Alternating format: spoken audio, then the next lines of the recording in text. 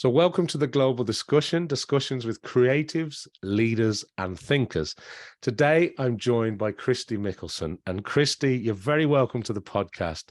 And I want to begin, as I normally do, by asking you, the guest, to introduce yourself, a little bit about your background, your journey, what you focused on now, to our worldwide audience. So over to you, Kristy.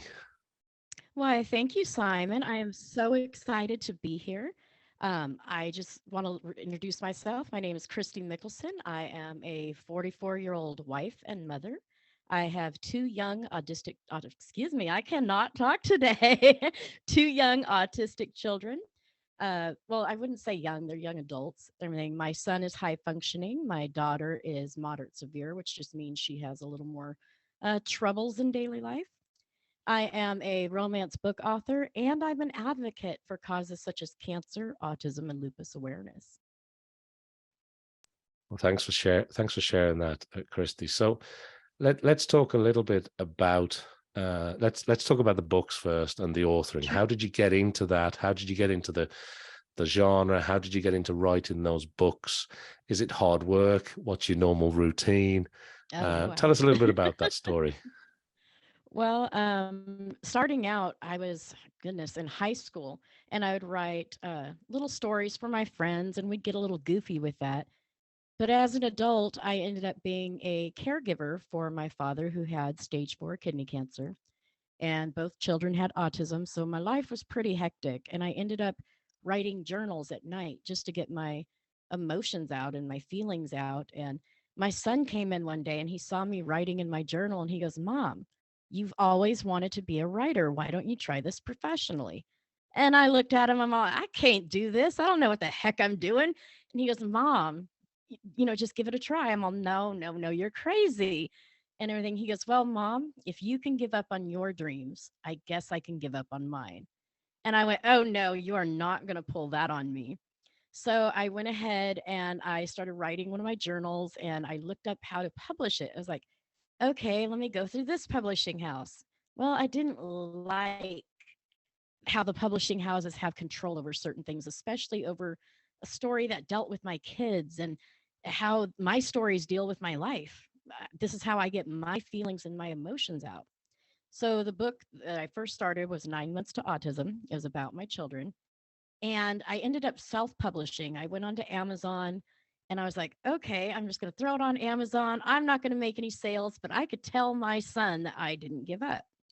Well, much to my surprise, I ended up getting some sales on it. And I was like, "Wow, hey, if people are going to buy this, maybe they'll buy the next story." And I wrote the next book, A Christmas to Remember, and it's more about my mom's emotions when my father passed away from kidney cancer. So it deals a lot with kidney cancer, breast cancer, and the emotions that a spouse goes through when they lose their spouse to cancer. And that started making sales. And then I also have out there Lady for Hire, which was about a homeless girl because at one point in my life, I was homeless. And I wanted to get that story out there, but I didn't want people to know it was actually about me. So I wrote a fictional story about it, and that was really making sales. I was like, "Hey, I've got some kind of talent here." And so that's how I got started as a book author. Well, thank you for sharing that, because it's a wonderful story, and not giving up on your dreams, and sort of a commitment to your son. And it is funny, and I think because of the type of books that you're writing, they obviously have a very strong emotional connection with yourself. You're Yes. obviously pouring an awful lot into them. So how long does it take when you sit down to write a book, Kristy? How long is it taking you? Do you have a set routine where you say, "I'm going to do X amount of hours," or was that just not possible given the circumstances and the other commitments that you have? Actually a good question. I try to work 18 to 20 hours a day. I think that's a long time, but between marketing and promoting and writing, you have to set a schedule for yourself. So, in between taking care of the children, and at this current time, I help take care of my mom. She has heart disease, everything. So, in between all of that, I'm trying to squeeze in writing when I can and squeeze in promotions when I can and social audio to help my brand grow. So, oh goodness, it's a commitment you have to sit down. So, During the day, I do nothing but working on promotions, working on getting my name and brand out there. Around midnight to 4 in the morning is nothing but writing. From 4 in the morning to, I'd say, 9, 10 o'clock in the morning, sleep time. And then after that, it's back up and getting your name out there, going out into the community, doing book signings, introducing yourself to different businesses, and sometimes passing out books, and just really getting your name out there. If I want to take this where I want to go with it, I want people to know me worldwide. I want to prove to my son that he can accomplish anything as long as he puts in the work. So mom is not going to give up. Mom is going to work those 18 to 22-hour days just to prove a point to my son. And two, what I'm doing with my books, like you said, it's really emotional for me. It's helping me with a lot of the issues in my life. I mean, so it's helping me get those out. It's helping me release the emotions that sometimes I can't speak to people. Sometimes I get very tongue tied. It's hard to believe that because I have a podcast and I go through social audio, but sometimes I get very tongue tied. And when it comes to my emotions and my mental health, it's really hard to speak. So writing it out helps. Writing it out helps.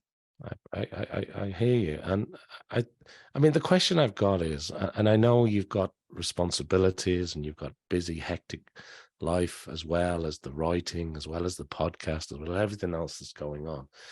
But when somebody hears that, and when I hear the amount of hours that you're working, and maybe the short duration that you're sleeping for, are you one of these people that that's just normal for you? You can function like that? Because some people hearing that would just say, I couldn't do that. I hear that a lot, actually. And then, yeah, ever since I was a child, for some reason, I could not sleep at night. I never could. My best friends were always teasing me because I have insomnia really bad, but I just never could sleep at night. So I figured, you know what? I can't sleep anyway. I might as well put that overactive brain into, something good. And then, yes, I have a lot of responsibilities, but somehow I push through. I don't know how to explain it, and I Right. really don't know how to. And it sounds like you've shifted that time frame, haven't you? You've kind of moved it to what works for you. So I can Pretty understand that. much. Yeah. Pretty much. And I have to ask you about, because you mentioned two other words there that when my ears went bing, you talked about your podcast and you talked about social audio. And I know you put a lot of time and commitment into social audio. And I Yes. know that you put a lot of time and effort into the podcast. So could you maybe share both of your sort of journeys on both podcasting and social audio? Because I know you're a big fan of both. Absolutely, and that's an excellent question. So, oh my goodness, a year ago, maybe? I think it was a year ago. I was on Twitter and somehow Billy D's the podcaster, everybody. Billy D's and I like crash courses. I don't even know how to explain it, but we ran into each other on Twitter. And he ended up asking me, "Hey, I see you doing your promotions. I see your books. Would you like to come on the podcast?" Now, I had no idea what a podcast was at that time. I was like, "I'm sure, whatever." I was like, "Sure."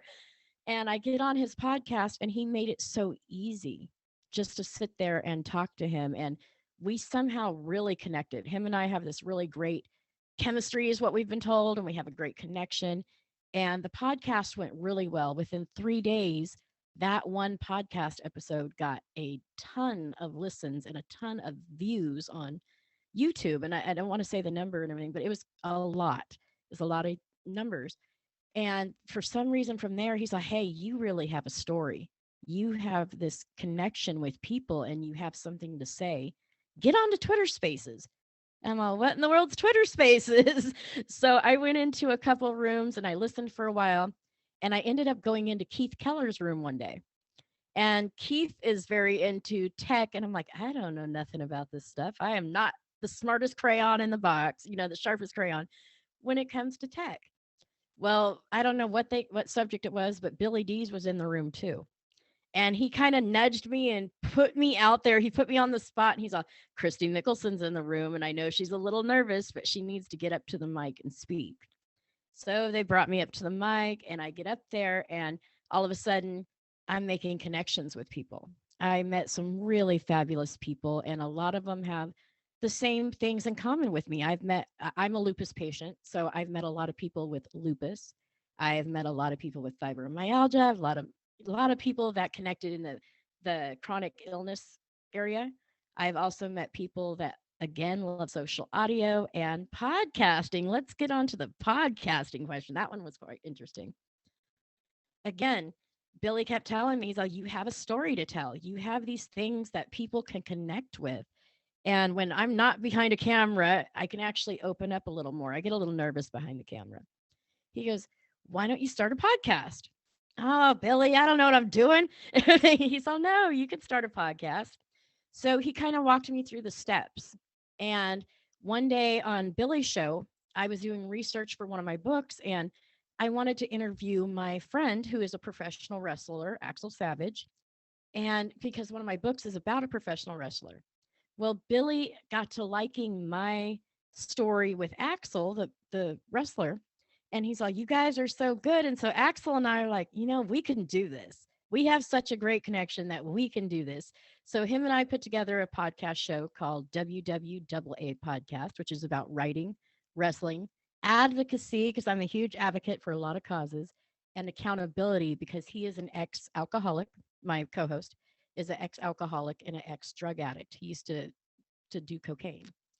And now he wants people to have this, to hear our story. And we want people to be able to, if they need to, share accountability. So we bring them on to our show. We discuss advocacy for different causes such as cancer, autism, lupus. We discuss wrestling because my co host is a wrestler.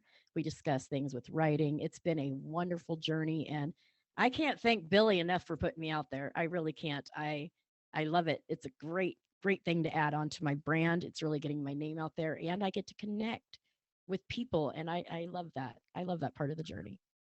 Well, I mean, you're touching on really important topics, cancer, lupus, autism, addiction, they're things that, sometimes people can be sailing through life thinking they've got it all figured out, and then something happens and their life changes dramatically, or they take a different direction all of a sudden.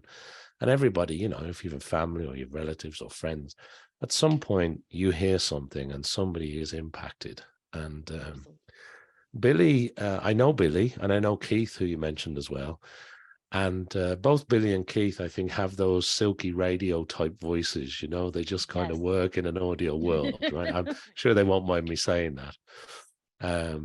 But then there's the tech side to learn as well, isn't there? There's a bit about learning the tech, and there's, whether it's Billy or the audio mentor, Michael or Keith, they're very heavy into the tech, and they certainly help guide people.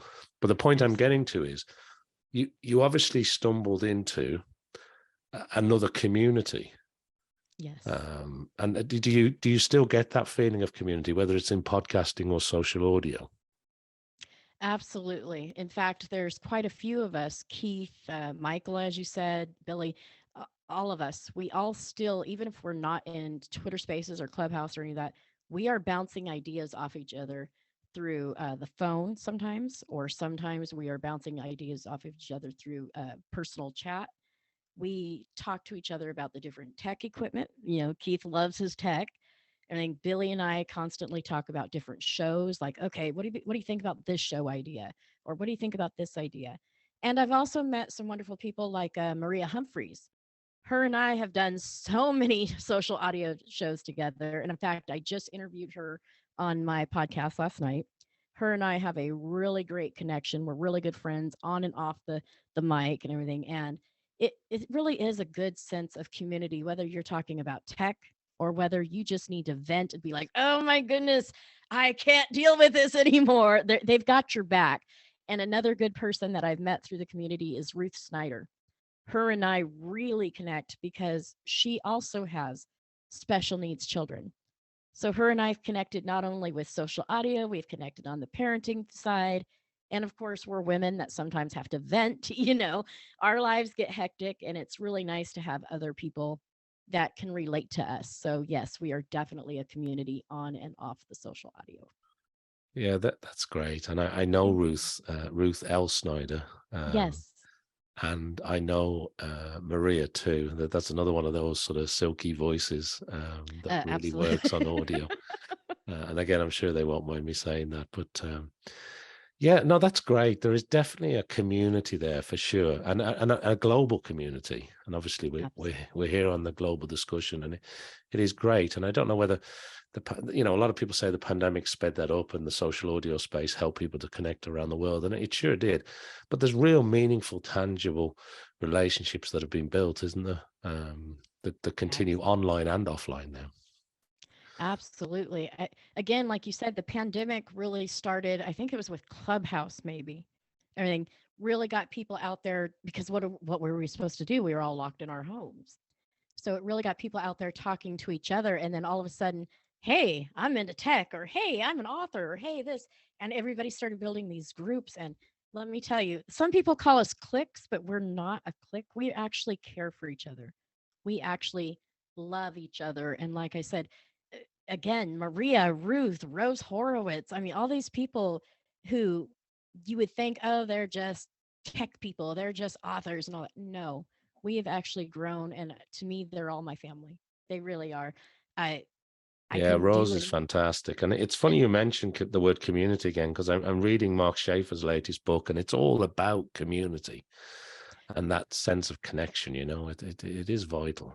I It wanted to really is. ask you, though, before we move off the point, I want to go back to the wrestling. So Oh just yes. because I did see a picture of you being lifted by Oh, a wrestling superstar. So just tell me what's going on here. okay. Well, about 3 years ago, I used to live in California. I grew up in California. California, USA was my home for all of my life. But then during the pandemic, my husband lost his job and he got a job offer in Texas. And so we ended up moving to Texas. But my son had all his life been a wrestling fan. He wanted to be a wrestler. His dream was WWE. Like he had to be a wrestler.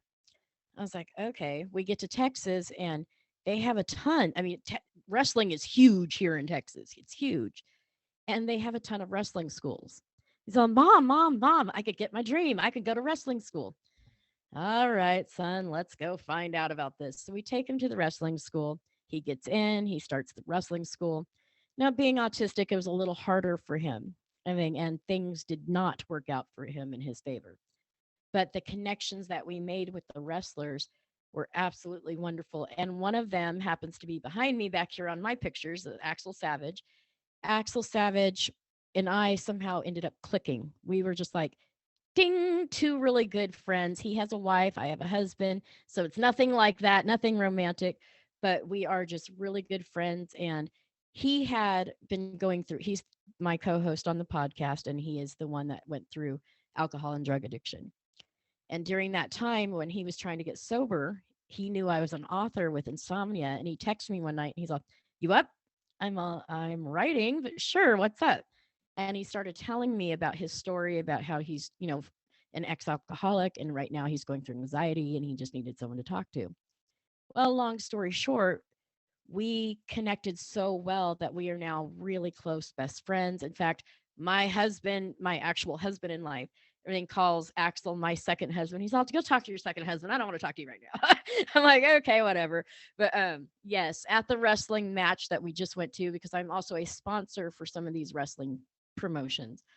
Everything, we were doing some publicity pictures because he is the star of my main book coming out in the next 4 or 5 months, which would be Malibu Lounge. He's the star of it. And we were like, okay, what can we do next? And I was like, I don't know, pick me up. And I was teasing, and he's like, okay, boom. I was like, oh, shoot. That's great. That's Yeah, great. that's the story. He's a great guy, and I hope everybody gets to know him. He's available for podcast. If you ever want him, if you ever want a wrestling guest, hook me. I'll hook you up. Very good. Very good. Thanks for sharing that, Kristy. Thank you. Listen, I want to move it on a little bit. I want to change Sure. gear a little bit now. We talked a little bit about social audio and podcasting and the books and wrestling. We touched on a lot Yes. already. But obviously, as somebody who writes books, and you've got a new book coming out again, as you say, in another 4 or 5 months or so. But when you read, do you read for pleasure? Do you read for business? Are you trying to squeeze in learning new stuff? Do you scour the internet? Are you just constantly on Twitter? Are you an audio book kind of person? How does that reading world or that taking on information world work for you? Actually, that's another great question. You're full of great questions. Uh, for me personally, it's a mix of everything. I personally, at late at night, if I'm not working and if I just need time for myself, I love to get behind a good romance book, or even, I'm sorry, even a smut book is what they call them nowadays. Everything. I like those 50 Shades of Grey books, and, get down and just relax. Have a hot shower beforehand, relax, read a book. But other times I am scouring the internet doing research for my book. So there's a lot of reading involved with that. If you're going to write about a wrestler, you have to research the wrestling business. You better know every detail about it, or they're going to come on you. They're going to be like, look, you didn't get this right. Or if you're writing about a state or a town, you better know your stuff. So as a writer, we do a lot of research. We scour the internet.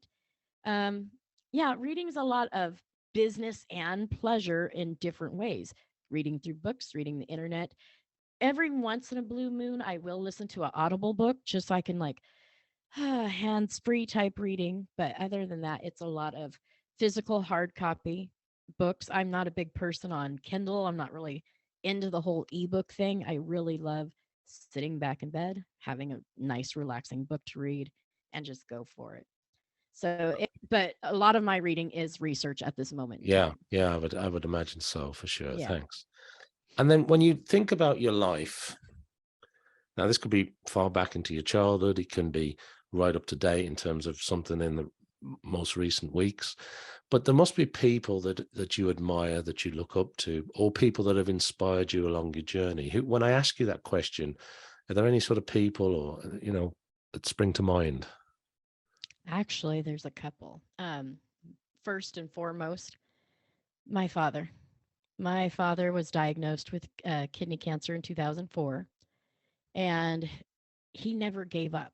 Never once did he give up. And he battled cancer for 7 years. There was no break, there was no remission, there was none of that. He went through different chemotherapies and different drugs for 7 years.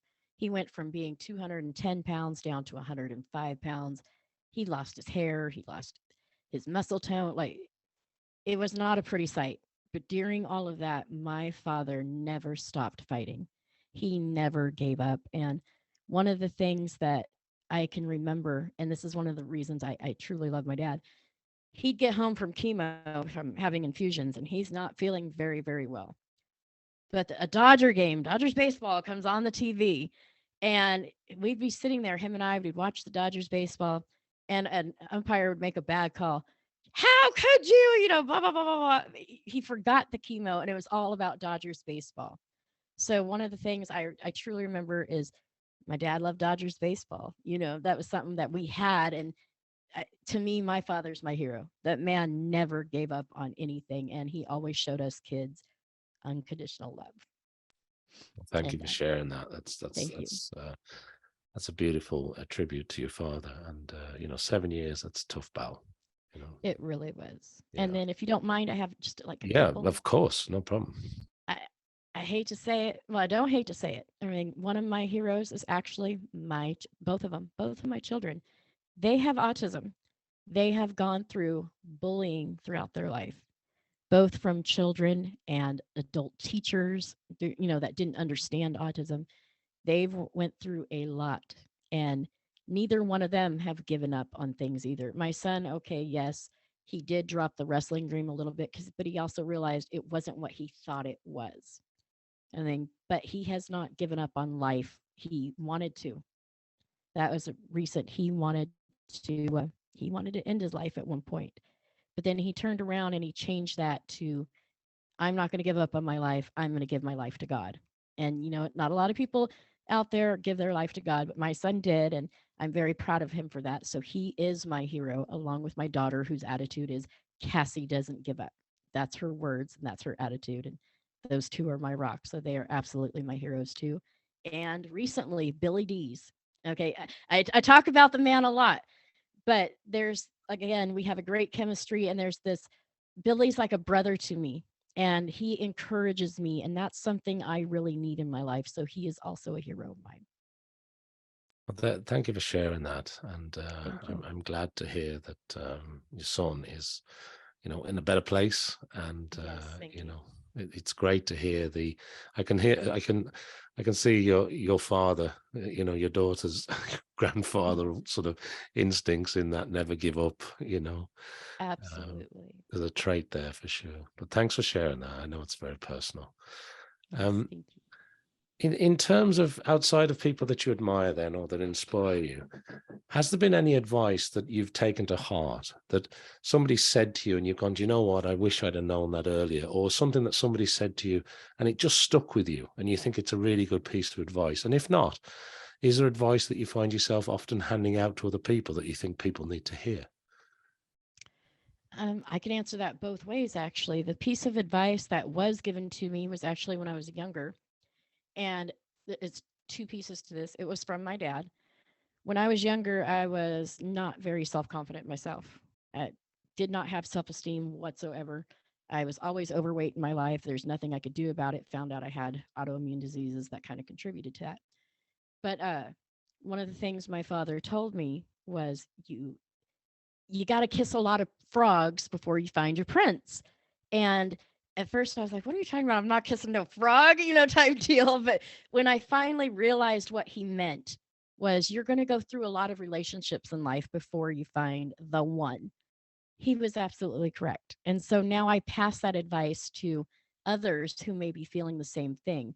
And the second one, my mom was always, you have to love yourself before anyone else is actually going to love you. And for a long time, I didn't understand that either. I was young and dumb, type deal.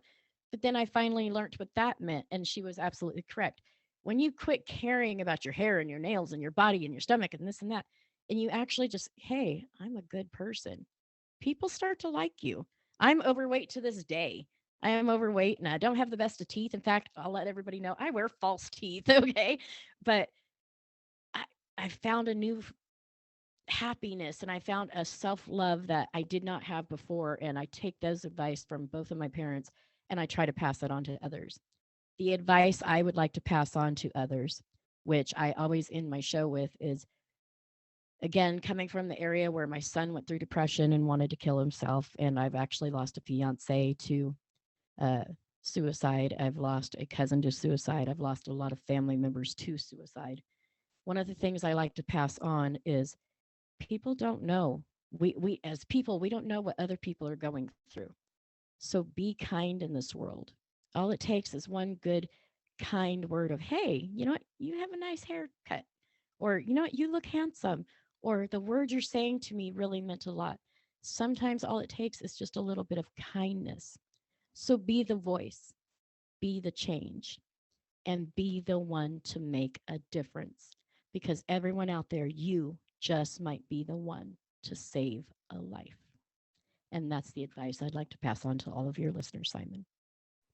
Thank you, Christy. Thank Yeah, you. really important, really important. And I suppose that loving yourself first that you were talking about, it's some people that doesn't come easy. It takes time. And I'm often reminded when you said, my mom said this and my dad said this, and sometimes it can be many years later when the penny drops, isn't it? And, a lot of people that I speak to, it's like, do you know what? He was probably right or she was right. And, it kind of makes more sense, I think, maybe as you go through life, as you're on your own journey.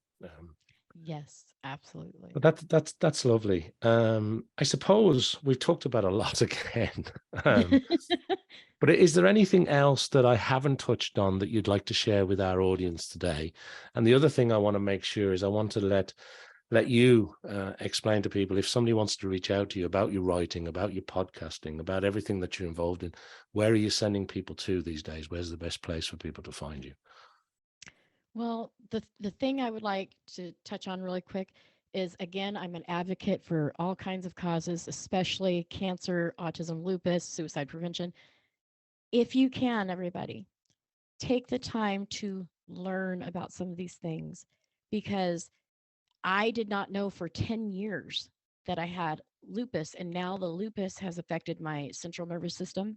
I lose my balance a lot. I have to walk with a cane sometimes, and it has started to affect my brain to where I have memory issues sometimes. I get dizziness, hemiplegic migraines. I have a whole bunch of things that have gone wrong due to undiagnosed lupus. So anyone, if you are feeling uh, extreme fatigue, if you are feeling sick or anything like that, something that just isn't usual for you, don't be afraid to go to your doctor and get it checked out. And if you still feel that something is wrong and that they're not listening, get a second opinion because it is always worth it. I recently lost another cousin due to lupus complications. Lupus runs in the family. I've lost two cousins now to lupus.